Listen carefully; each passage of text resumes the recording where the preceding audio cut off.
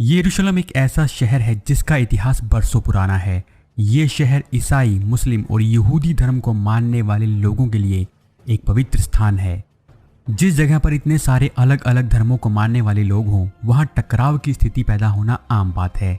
Israel के अनुसार यरूशलेम इजराइल की राजधानी है, लेकिन दुनिया के ज़्यादातर देश ऐसा नहीं मानते। इसीलिए इजराइल में सिर्फ देशों के काउंसलेट हैं और उनके दूतावास तेल अवीव में हैं। इजराइल को लेकर यहूदियों और मुस्लिमों में टकराव की स्थिति आज भी वैसे ही बनी हुई है। एक तरफ इजराइल यरूशलेम पर अपना दावा करता है, तो दूसरी तरफ फिलिस्तीन इसे अपने अधिकार क्षेत्र में बताता है। इतिहास के पन्नों को पलटकर देखा जाए तो यरूशलेम पर कभी ईसाइयों, कभी मुस्लिमों तो कभी यहूदियों का अधिकार रहा है। इस शहर को पाने के लिए ना जाने कितनी जंगें लड़ी गई और ना जाने कितने ही बादशाहों ने इस पर राज किया है। आज भी यरूशलेम को लेकर जो टकराव की स्थिति है, उसका कारण है इसका इतिहास। अगर इतिहास के पन्नों को पलटकर देखा जाए तो इस शहर के साथ बहुत सी धार्मिक कहानियां जुड़ गई हैं, जिसकी वजह से ये शहर यहूदी, ईसाई और इस्लाम धर्म को मानने वाले लोगों की भावनाओं का केंद्र बन गया है। 3000 साल पहले की कहानी। इतिहासकारों की माने तो इस शहर में सबसे पहले इंसान 3500 बीसी के आसपास आकर बस गए थे। लगभग 3000 साल पहले किंग डेविड ने यरूशलेम को जीत लिया था और इसे अपने यहूदी साम्राज्य की राजधानी बनाया था। उसने प्राचीन इजराइल में रह रही सभी ट्राइब्स को इकट्ठा किया था। उसके बाद उसके बेटे सोलोमन ने अपने पिता के बनाए साम्राज्य का विस्तार किया। सोलोमन ने ही इस शहर में सबसे पहले पवित्र मंदिर का निर्माण किया था। इस पीरियड को फर्स्ट टेम्पल पीरियड कहा जाता है। अगले 400 सालों तक यरूशलेम उसके बनाए राज्य की राजधानी रहा। इसके बाद 586 बीसी में बेबीलोनियन किंग नेबूकदनेस्सर ने इस पर कब्जा कर लिया। उसने इस शहर को तहस नहस कर डाला और मंदिर को भी तोड़ दिया गया। यहूदियों पर तरह तरह के अत्याचार किए गए और उन्हें शहर से बाहर निकाल दिया गया। लगभग 50 सालों के बाद फारसी राजा साइरस द ग्रेट ने इस शहर पर कब्जा कर लिया और यहूदियों को इसमें प्रवेश की आज्ञा दे दी। साइरस ने ही पवित्र मंदिर का फिर से निर्माण भी करवाया था। इस पीरियड को सेकंड टेम्पल पीरियड कहा जाता है। 332 बीसी में लगभग पूरी दुनिया पर राज करने वाले सिकंदर महान ने इस शहर को अपने कब्जे में ले लिया। सिकंदर की मृत्यु के बाद उसका पूरा साम्राज्य वार्स ऑफ डायडोची में उसके जनरल्स के बीच में बंट गया था। आगे के वर्षों में इस शहर पर कईयों ने राज किया, जिनमें रोमन, पर्शियंस, अरब, तुर्क, क्रूसेडर्स, इजिप्टियंस और इस्लामिस्ट प्रमुख थे। 63 बीसीई में यरूशलेम को Roman general Pompey the great ने अपने कब्जे में लिया। रोम की तरफ से एक लोकल ट्राइब के चीफ हेरोड को उस एरिया का किंग बना दिया गया। 37 बीसी में किंग हेरोड ने इस शहर में बहुत से निर्माण करवाए। किंग हेरोड ने मंदिर की भी मरम्मत करवाई और दीवारों का निर्माण करवाया। उसकी बनाई दीवारों के कुछ हिस्से आज भी बचे हैं, जो कि यहूदियों के लिए एक पवित्र स्थल की तरह हैं, जिसे वेस्टर्न वॉल कहा जाता है। 70 एडी में रोमन्स ने उस दूसरे मंदिर को तहस नहस कर दिया था। आइए अब जानते हैं कि क्यों ईसाइयों, मुसलमानों और यहूदियों के लिए ये शहर खास है। ईसाइयों के लिए क्यों है खास ये शहर? यरूशलेम ईसाई धर्म को मानने वाले लोगों के लिए भी अहम स्थान है। 335 एडी में यरूशलेम के टेम्पल माउंट में एक चर्च बनाई गई, जिसे चर्च ऑफ द होली सेपल्चर कहा जाता है। क्रिश्चियन धर्म ग्रंथों के अनुसार 30 एडी में यीशु को इसी जगह पर सूली पर चढ़ाया गया था और इसी जगह पर उन्होंने दोबारा जन्म भी लिया था। ये भी माना जाता है कि इस जगह का जिक्र जीसस ने बाइबल में भी अपने पुराने वसीयतनामे में किया था। साथ ही नए वसीयतनामे में उन्होंने इस जगह पर जाने की बात भी कही थी। बहुत से यूरोपियन क्रिश्चियंस ने फर्स्ट एडी से यरूशलेम को एक तीर्थ स्थान मान लिया था और इसकी यात्रा शुरू कर दी थी। 1099 से 1187 के बीच क्रिश्चियन क्रूसेडर्स ने यरूशलेम को अपने कब्जे में ले लिया और शहर को अपना प्रमुख धार्मिक स्थल बना दिया। इसके बाद मुस्लिम किंग सलादीन ने इस शहर को क्रिश्चियंस के कब्जे से छुड़ा लिया। मुसलमानों के लिए क्यों है अहम? इस्लाम को मानने वाले लोगों के लिए टेम्पल माउंट उनकी तीसरी सबसे पवित्र जगह है। सबसे पहले पवित्र स्थानों में सऊदी अरब में मौजूद मक्का और मदीना आते हैं। मुसलमानों का ये विश्वास है कि पैगंबर मोहम्मद ने मक्का से यरूशलेम के बीच की यात्रा एक रात में ही पूरी की थी।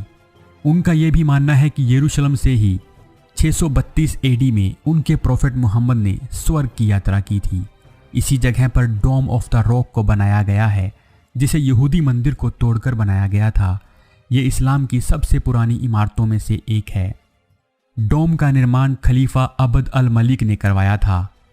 जब क्रिश्चियन क्रूसेडर्स ने यरूशलेम पर कब्जा किया तो उन्होंने इस जगह पर एक चर्च बना दी थी। 1187 में मुसलमानों ने इसे फिर से अपने कब्जे में ले लिया और इसका पुनर्निर्माण करवाया।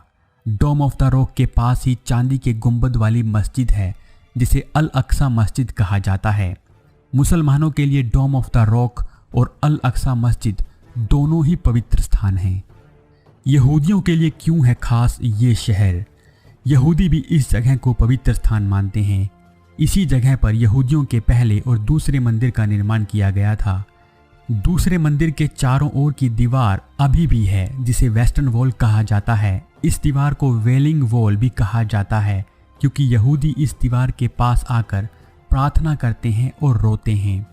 इस जगह के बारे में यहूदी मानते हैं कि इसी जगह पर पैगंबर इब्राहिम ने अपने बेटे इशाक की बलि देने की तैयारी की थी।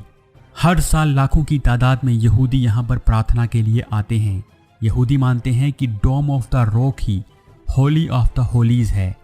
हालांकि आज के समय में पुराने मंदिरों के स्थान पर मुस्लिमों का कंट्रोल है, इसीलिए वेस्टर्न वॉल ही सबसे नज़दीक पवित्र स्थान माना जाता है जहां यहूदी पूजा कर सकते हैं।